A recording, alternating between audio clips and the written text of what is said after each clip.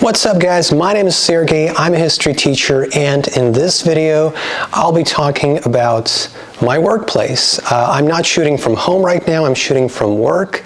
I am employed at the Mustamäe State Upper Secondary School, Mustamäe Riigigümnaasium in Estonian, Mustamäeska Государственная гимназия in Russian.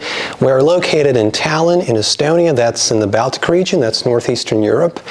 I'm really excited to show you guys my school, so let's get into it. Now I should specify that I will be talking not so much about the school, but more about my classroom. So I guess the first thing that you've noticed is the timeline, the visual timeline that I have here. These are my drawings that I scanned, enlarged, printed out, and placed onto the wall at my classroom. So we got pretty much most of the historical occurrences that, well, most of the major ones, at least in my opinion, that have happened since the foundation of the city of Rome in the 8th century BCE through the ancient world, that's the Middle Ages, the modern world, the 20th century, First World War, Second World War, Cold War, right up to the current war between Russia and Ukraine. The video is being recorded in late October of 2025. This is a poster that's calling our young people, our students, to vote. We just had our local elections here in Estonia. All right, so this is what my classroom looks like. It's meant for 38 students because I have one class that has 38 students, and I have one other class that has 37 students. Generally, at our school, one class is comprised up to 36 students. That's the standard number of students in a classroom. So this is the teacher's desk. I have two stationary computers. I also have Stream Deck, still figuring out how I can use this during my lessons. If you guys have any suggestions, please write them in the comment section. We're using markers. At our school, we don't have the sort of classic chalkboard. Here we have some of the materials that I use during my classes. This is the same, pretty much the same pictures as the ones on the wall. The pictures reflecting various processes during the Middle Ages, so from the 5th to the 15th centuries. Sometimes I like to print out a part of the timeline so that the students can have a closer look. And also, if you're sitting somewhere here, you don't have the clearest view of the timeline, so that makes sense. But I also have the entire timeline, the one that's located on the wall, basically printed out on this A3 format paper. That's the 20th century and the beginning of the 21st century. This paper actually goes here.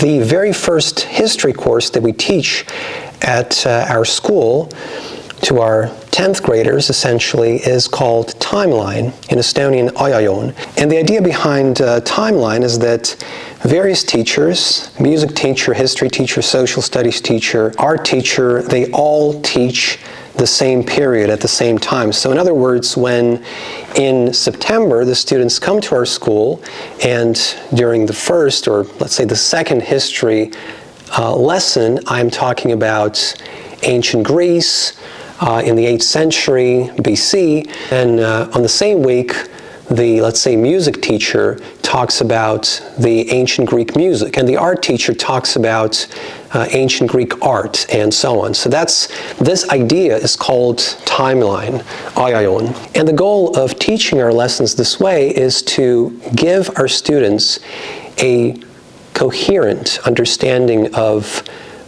human society. Another thing that I like to use, and that I've used for years now, are these papers.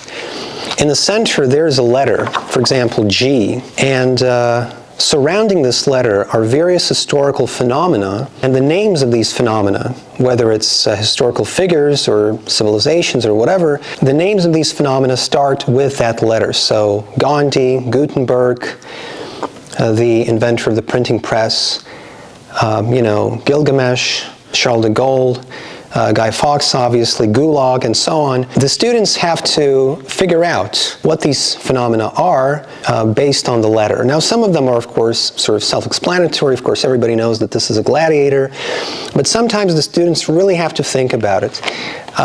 This is a kind of a nice exercise to do if you're in the end of your class and you have, let's say, 10 minutes. You don't want to finish your lesson too early, but you have to come up with some kind of a filler, so to speak. So this is a nice exercise. This can be done in the beginning of the lesson or in the end of the lesson. It covers pretty much all of the historical periods. So yeah, this one's a little bit more difficult. I always tell my students that this is a bit more difficult, but anyways, so yeah, this is how my classroom looks like. Let's see what we have behind this door. Behind this door, we actually have the teacher's lounge. Pretty spacious. And behind this door, we have our wonderful cafeteria.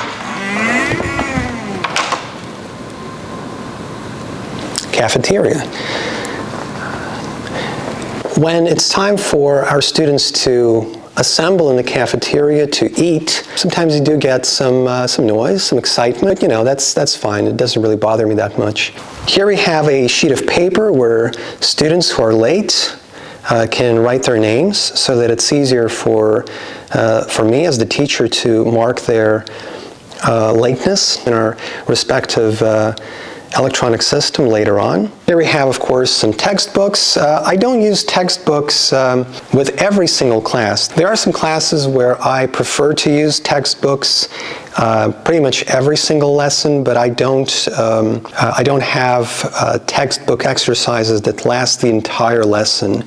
So, I hope that I am able to offer my students some kind of diversity. Now, beside textbooks, I also use a lot of objects during my classes. You can see some of my videos on my channel where I talk about, let's say, the expressions of antique mythology in everyday objects, where I do show these objects. So, for example, here, wrong door.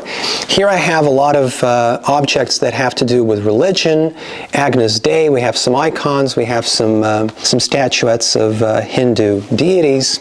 All right, so this is pretty much the general overview of my workplace. I hope you guys enjoyed it.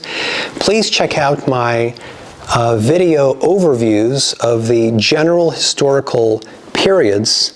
I have them in English, in Russian, and in Estonian. All right, well, thank you very much for watching, and I'll see you guys in the next video.